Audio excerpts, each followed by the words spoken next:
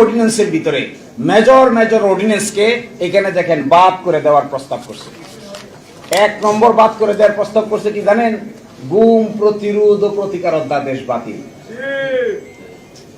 বাংলাদেশের মানবাধিকার কমিশন গঠন অধ্যাদেশ বাতিল, দুর্নীতি দমন কমিশন অধ্যাদেশ সংশোধন অধ্যাদেশ বাতিল, সুপ্রিম কোর্টের বিচার বিভাগীয় পৃথক সচিবালয় গঠন করার অধ্যাদেশ বাতিল, সুপ্রিম কোর্টের বিচারক নিয়োগ করার কমিশন অধ্যাদেশ বাতিল, ব্যাংক রেজলিউশন অধ্যাদেশ বাতিল।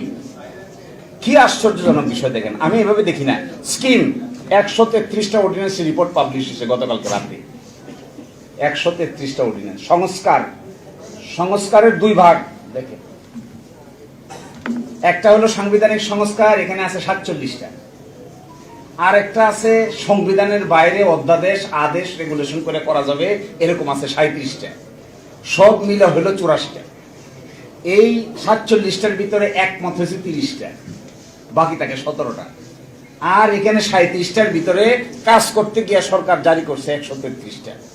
এই অর্ডিন্যান্সের ভিতরে মেজর মেজর অর্ডিন্যান্সকে এখানে দেখেন বাদ করে দেওয়ার প্রস্তাব করছে। 1 নম্বর বাদ করে দেওয়ার প্রস্তাব করছে কি জানেন? গুম প্রতিরোধ ও প্রতিকার অধ্যাদেশ বাতিল,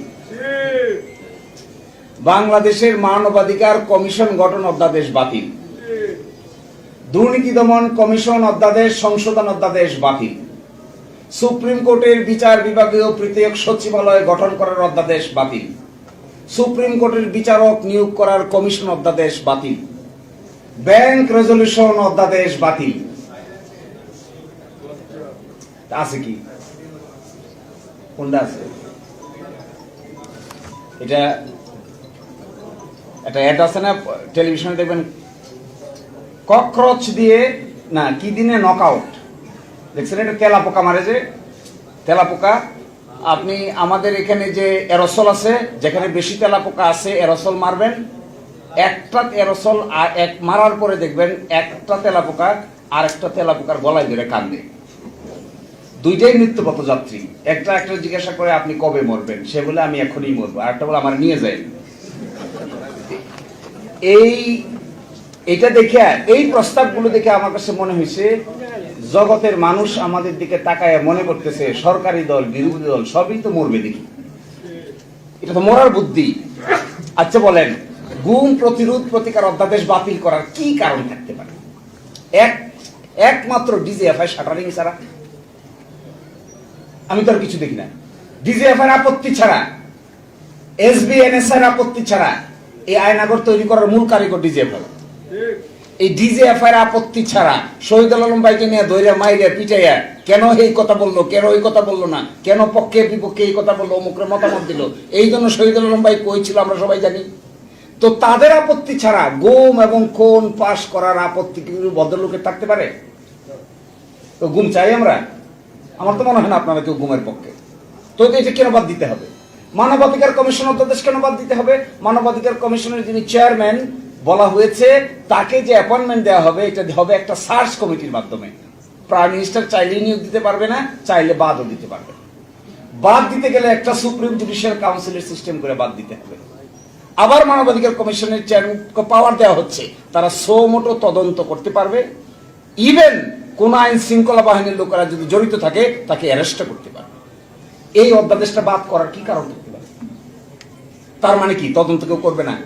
পাশে দেখবেন কমেন্টে লিখছে বাদ দেওয়ার পিছনে মূল কারণ হলো, এটা পড়লে আপনারা সবাই গলাগলি করে হাসবেন, যেহেতু সরকারের সংবেদনশীল আইন শৃঙ্খলা বাহিনীর সদস্যরা এই অপরাধের সঙ্গে জড়িত থাকতে পারে, এই জন্য মানবাধিকার কমিশন আর গুম প্রতিরোধ অধ্যাদেশ বাতিল। তো গুম তো করবে কে? গুম তো আইন শৃঙ্খলা বাহিনীর লোকেরাই করে নাকি? গুম যদি আইন শৃঙ্খলার বাহিনীর লোকেরা করে তার তদন্ত হইতে হবে না? আরেকটা ইন্টারেস্টিং, মানবাধিকার অধ্যাদেশের পিছনে কমেন্টে লিখছে যেহেতু এটা সরকারের কোন মন্ত্রণালয়ের অধীন নয়। আচ্ছা, মানবাধিকার কমিশন কি সরকারের মন্ত্রণালয়ের অধীন থাকার কথা? আশ্চর্য ব্যাপার, এটা স্বাধীন, তদন্ত করবে স্বাধীনভাবে, নয় এজন্য বাতিল।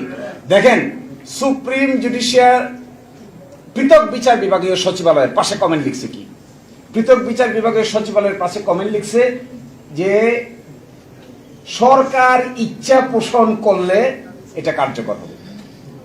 আচ্ছা, সরকার ইচ্ছা পোষণ করলে নিম্ন আদালতের ম্যাজিস্ট্রেটকে বদলি করা যাবে, সরকার ইচ্ছা পোষণ করলে পদোন্নতি দেওয়া যাবে, সরকার ইচ্ছা পোষণ করলে শৃঙ্খলা বিধি অ্যাপ্লাই করা যাবে, সরকার ইচ্ছা পোষণ করলে, সরকার ইচ্ছা পোষণ না করলে কি করবে? সচ্চা ইচ্ছা পোষণ না করলে রাত 2টার সময় আদালত বসে শহীদুল আলম ভাইকে অযথা রিমান্ডে নিয়ে পিটাইবে। ইচ্ছা প্রকাশ করছে না, রাজা ইচ্ছা প্রকাশ করছে না, তো হয়ে গেল। অসুবিধা কি? এর মানে কনক্লুশনটা আমি কেন বলতে চাচ্ছি, এর মানে হলো শুধু জুলাই সনদ না, এই সরকারের কর্মকাণ্ডের ভিতরে এন্টায়ারলি সংস্কার কর্মকাণ্ডের বিরোধিতা করে একটা শক্ত অবস্থান তারা নিয়েছে। যখন ঐকমত্য কমিশন আলোচনা হয়েছিল তখন আর্গুমেন্ট ছিল যে আমরা কেন এটা করব, এক একজন এক একটা বলছে। সর্বসম্মতিক্রমে ব্যাখ্যা ছিল যে এটা এই জন্য করতে হবে কারণ ক্ষমতাটা এত সেন্ট্রালাইজ, এক ব্যক্তির হাতে এত ক্ষমতা, এইটা যদি বিভিন্ন ব্যক্তিবর্গের কাছে ডিস্ট্রিবিউট করে দেওয়া না হয় তাহলে কোনোদিনই কোন সরকারের পক্ষেই এত ক্ষমতার মালিক হয়ে স্বাধীনভাবে আইনসম্মতভাবে কাজ না করে ডিক্টেটোরিয়াল মেন্টালিটি ডেভেলপ করতে বাধ্য হবে। তখন বলা হলো তাহলে কি করা দরকার? রাষ্ট্রপতি এবং প্রধানমন্ত্রীর ভারসাম্য। তো রাষ্ট্রপতি প্রধানমন্ত্রীর ভারসাম্য করা হয়েছে। এখানে ভারসাম্য করা হয়েছে যতগুলো সাংবিধানিক প্রতিষ্ঠান আছে, যেমন ধরেন সাংবিধানিক প্রতিষ্ঠান কি? Supreme court, chief controller auditor general, CEC নির্বাচন কমিশন, ওদিকে আছে পিএসসি পাবলিক সার্ভিস কমিশন। এগুলোর মধ্যে এমন একটা ক্ষমতা ডিস্ট্রিবিউশন থাকতে হবে যেন একটা আরেকটাকে নিয়ন্ত্রণ করতে না পারে। এই বিভক্তির অংশ হিসেবে যেগুলো অর্ডিন্যান্স দিয়ে করা দরকার ছিল এগুলো 133 অর্ডিন্যান্স, আর যেগুলো অর্ডিন্যান্স দিয়ে করা সম্ভব হয় নাই এটা হলো সংবিধান সংস্কার। সেই সংস্কারের জন্য একটা আদেশ দরকার ছিল, এই আদেশের নাম হলো জুলাই জাতীয় সনদ উইদিন ব্র্যাকেট সংবিধান সংস্কার আদেশ। এখন ওনারা বলছেন এটা অসাংবিধানিক, তাহলে কোনটা সাংবিধানিক? বিরাট প্রশ্ন। আমি কনক্লুশন ড্র করছি এটা, আমাদের জাতীয় জীবনের এই চরিত্রকে কিভাবে বিশ্লেষণ করা যাবে তা হয়তো ইতিহাসেই বিবেচনা করবে। কিন্তু আমার কাছে মনে হয় এই যে চোর পুলিশ খেলতে খেলতে যে 56 বছর পার করলাম, ঘুরে ফিরে কিন্তু আমরা জায়গাতেই থাকলাম।